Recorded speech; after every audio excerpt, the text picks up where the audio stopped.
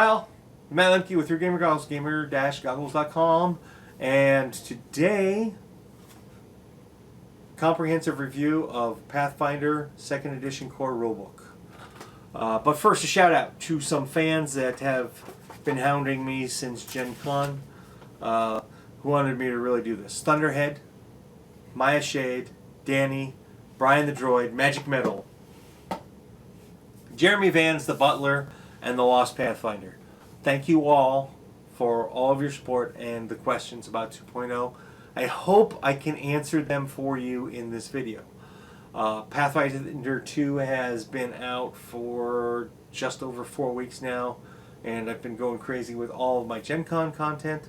You can find by clicking here, I think, ish, or maybe it's here. I don't know. And so it took me longer than I wanted to. But first I want to thank you in advance for checking out my video and watching. Please like the video if it benefits you in any way, and subscribe, share, and please ask questions. Maybe I can answer them in future videos. Since Pathfinder 2nd Edition came out on August 1st, 2019, I've managed to read the book 3 times and make 10 characters, play and GM 3 times as well. I'm ready to talk about the new rules in detail. I hope to spend only about 20 minutes on this, but that's not a promise. First, who am I? Besides Matt Lemke. And why is my opinion valuable to you?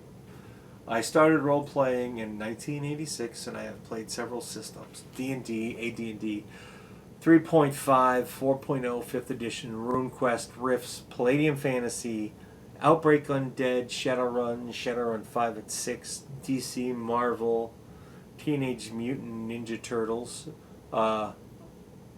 Heroes Unlimited, and Dungeon World.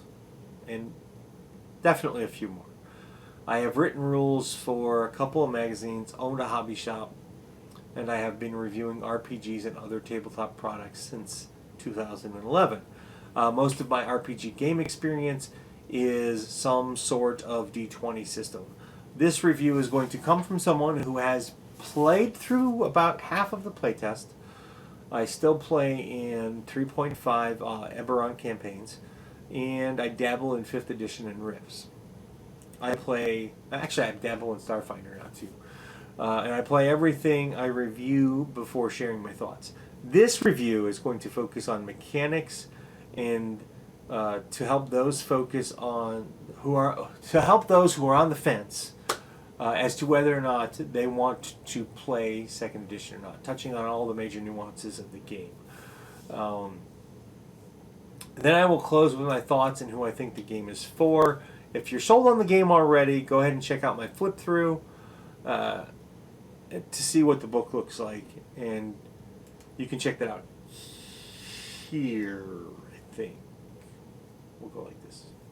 After talking to Eric Mona and Jason Bullman at Gen Con, I believe one of the goals Paizo had or wanted to accomplish was to create a new game that didn't lose the flavor of the high fantasy that Pathfinder 1.0 has. One of the questions I hope to answer for you today is, did they do that? Now, I'm pretty much going to touch upon every chapter that is in the book. I'm not going to necessarily mention it by name or page, but they'll be here in some fashion. First, the first 3 chapters are about using the book and character creation. They explain ancestry, backgrounds, and classes. There are some fundamental changes here. First, character creation is much deeper than it has been in the past. When a player makes a decision, it has a much longer effect and on the creation process that emulates through the maturity of the character. It used to be that feats and class features would tend to give you just a static bonus or a number boost. Now each helps shape your character, giving them greater flavor and definition and even personality. For example, a skill like acrobatics can be extended with the cat fall skill feat that allows the character to fall farther distances and take less damage. This gives the player greater range to customize their characters. Further, it gives every player a greater chance to more clearly shape. I feel like I need to be here. The concept of who their character is. For example, you might want to play a rogue. One of the first things that you choose is your racket, and this can totally change the shape and direction or concept of your rogue. If you choose scoundrel, you basically play a con man and use charisma as your key ability score instead of dexterity. As we move on, you'll see more things like this that do that. One of the particular instances, ancestry feats. So let's back up to ancestry. By now you probably know that this is what was once known as races. Ancestries are dwarf, elf, gnome, halfling, goblin, and human. The half races are currently tied to humans, and each ancestry requires you to pick a heritage. A heritage gives your character more flavor. For example, if you pick a elf and then the Whisper Elf heritage, you gain the ability to sense undetected creatures out to 60 feet with a +2 circumstance bonus.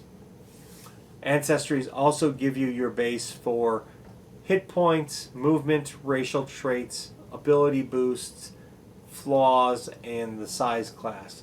You also get racial feats as you level up.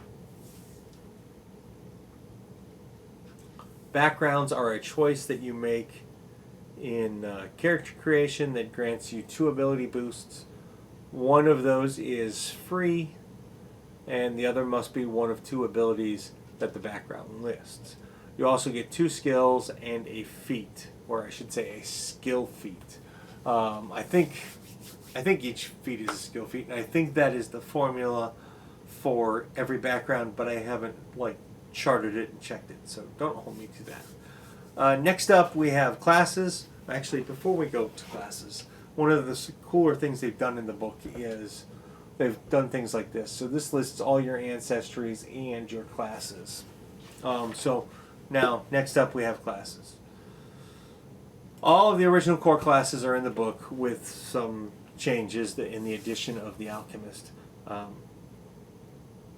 The biggest change is the reworking of the paladin class to become champion. I think this was a good change because paladins were deemed by many to be outdated, and largely because they were restricted by the lawful good alignment.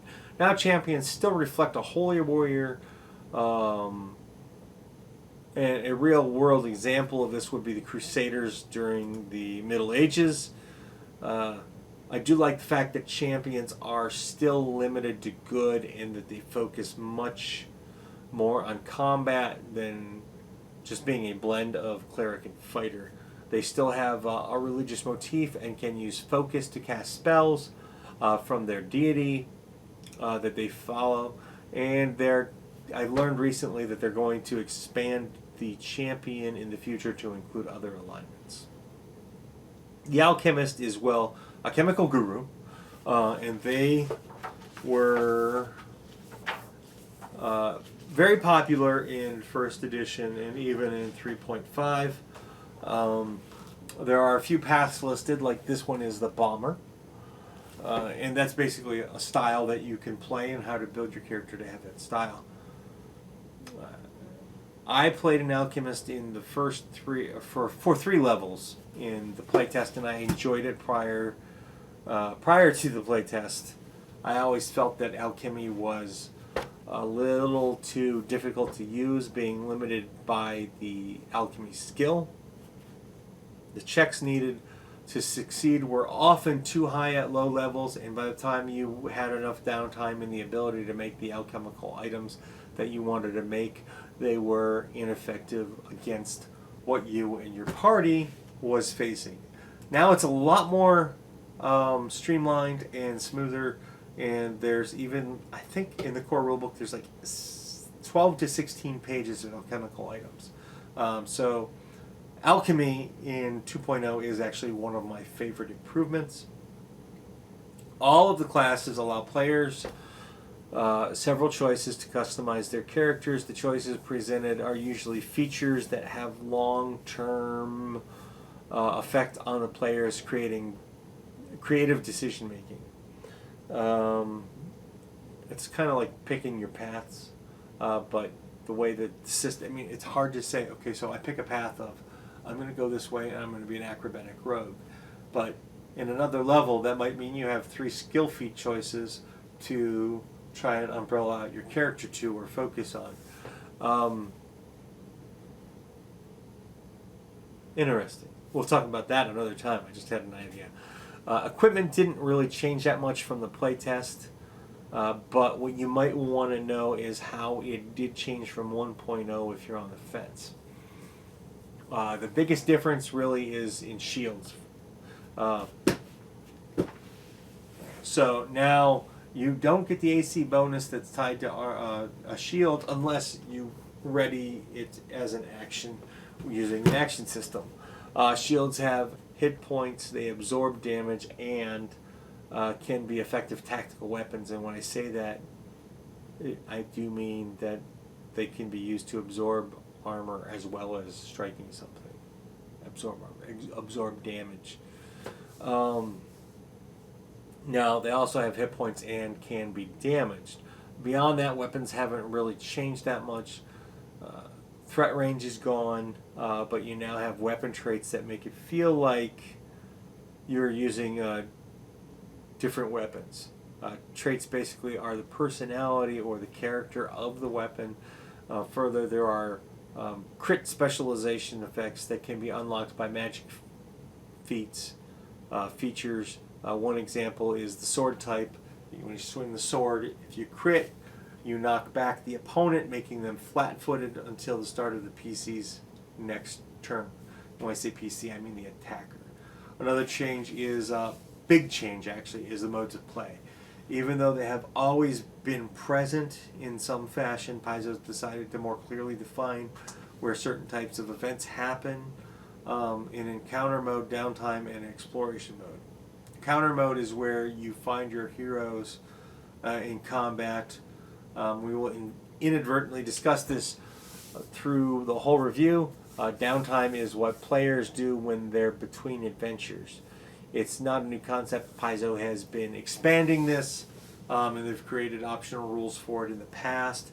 This is the first time I feel that the emphasis has been so strong on using downtime as actually part of your play session. Players can use their PCs to earn money, train, relearning new feats to replace feats that they didn't like. I'm a huge fan of downtime activities. I always have been. It's just one more way to allow your players to possess more individuality within the story that's going on around them. Exploration mode is everything between downtime and the encounter. This is the transition point from suspense in some situations to war. This is the moment where the GMs really get to focus on doing things like making the hair on their players' necks stand on end. This could be ballroom dances, searches in a corridor, dinners, bits of research where the PCs enter the encounter. What they've done different is that PC actions are now allowed to be used to determine initiative. I have to admit, for me, this was a little bit clunky at first, but now I'm much more aware of how to use it and much more alert with it too. So much happens in encounter mode, it's not funny. First, there's the 3-action system, or 3-action economy, and the idea is that in any given round, characters use 3 actions and 1 reaction. And those actions consist of anything from attacking to spellcasting, moving, shooting, picking up items, or using class features. Reactions are triggered actions. and the actions cost anywhere from 1 to 3 actions. This creates a dynamic where players can use tactics that before now couldn't really be employed. For example, a wizard might cast a cantrip and strike an enemy with their staff. Do I have a staff? I do not have a staff. But I have a tripod, and it is now a staff, and I have struck you with it. Some features have action costs of 2 or 3 actions as well. This This system is a double-edged sword, though. It really allows DMs, or GMs in this case, sorry guys, to play monsters in a way that gives them much more personality. Allowing for GMs to a totally different style of how to play their monsters. I think that the 3-action economy is more fluent than the old standard action system, and I also believe it moves much more like a miniatures game.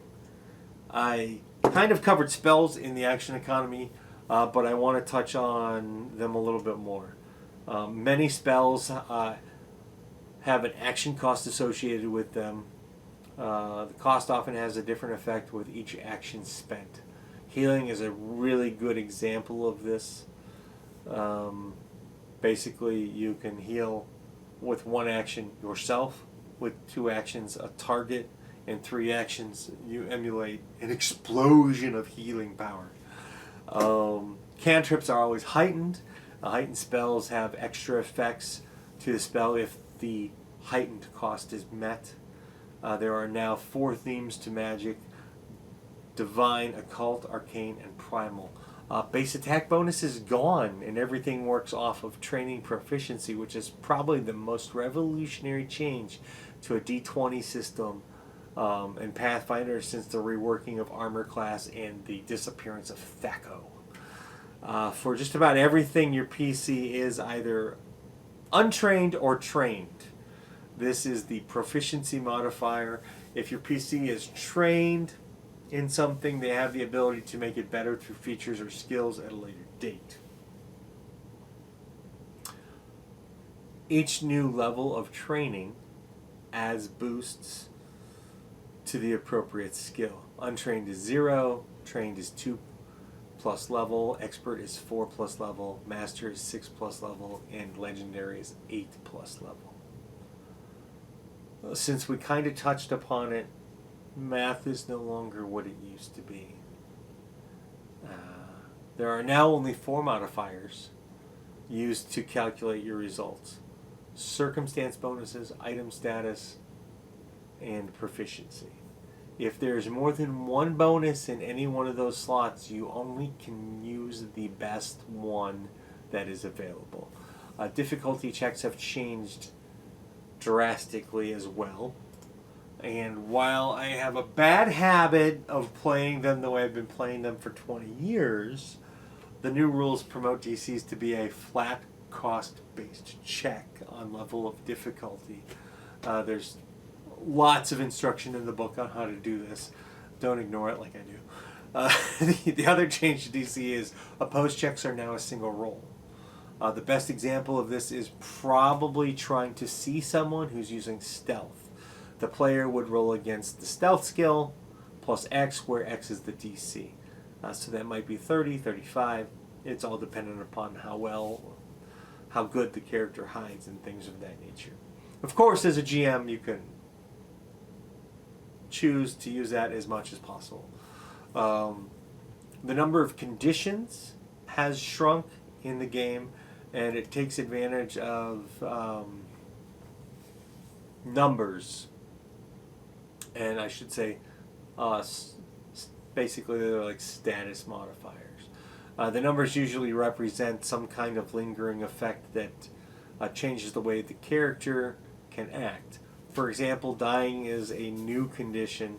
It represents characters struggling between life and death after being knocked unconscious.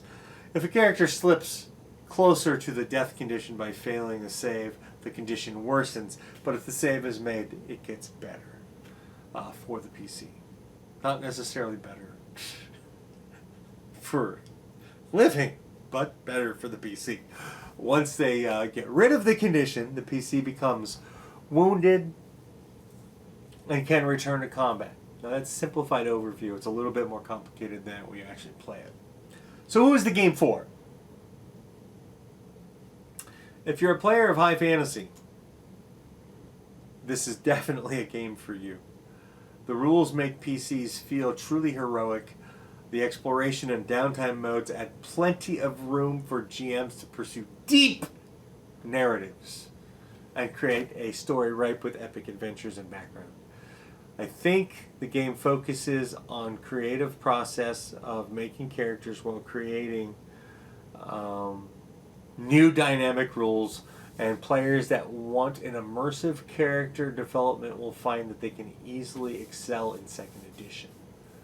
The action economy is tactical and adds crunch to the game without adding overbearing rules and bogging down the session. Tactics that the action economy presents are refreshing and progressive. Catering to players that want to do crazy combats that are significant and unique.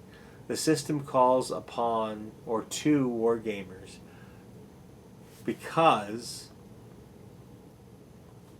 the combat style is reflective of minigames.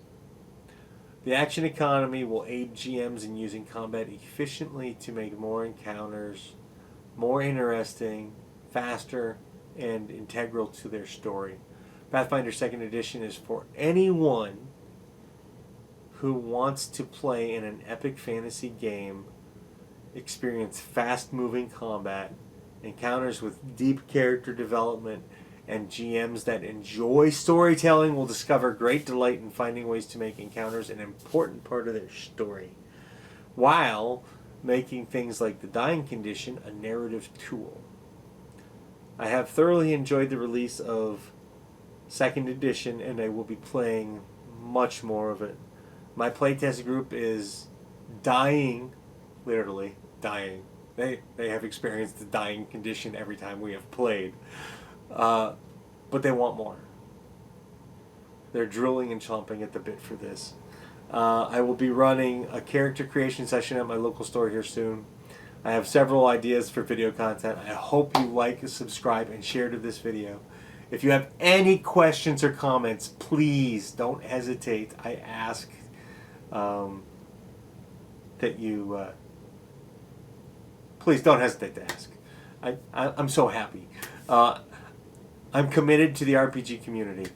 So did Paizo succeed at creating an epic fantasy game that is new and different from Pathfinder, that doesn't lose their flavor? They most certainly did. Thanks for watching, guys. Like, subscribe, share. Catch you later. Hi guys, meet the Nibbles, who's gonna go down. She just decided not to go down my back, so we'll do this for her so she's comfy. Thanks for watching my video, and I appreciate it. Please hit the like button and share it if you know somebody who might be interested. And of course, there's always Twitter and the Facebook thingy, and soon I have a newsletter coming. That'll be down there or in a link below, and my kitty cat loves that idea. So anyway, there was one more thing. Oh yeah, subscribe. Be a part of my community, our community. Let's make it grow together. See you guys at a con somewhere, or a local store, or if I'm driving through the country, maybe a game club. I don't know. You're not going to go knock down my camera. Bye, guys.